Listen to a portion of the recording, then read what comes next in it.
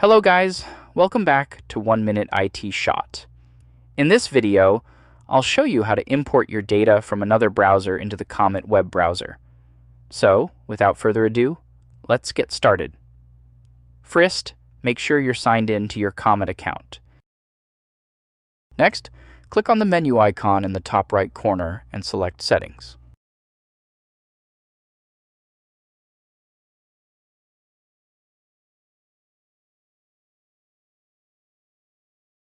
Under the You and Comet section, click Import from another browser.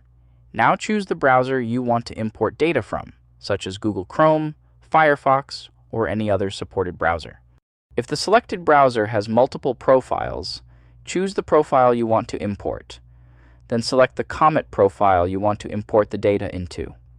Next, choose what you'd like to transfer, such as your bookmarks, browsing history, saved passwords, and autofill information. Once you've selected everything, click Import. If the browser you're importing from is currently open, close it before continuing. Wait a few moments while Comet imports your data. And that's it! If this video helped you out, please leave a like, subscribe to 1 Minute IT Shot. Take care. Bye.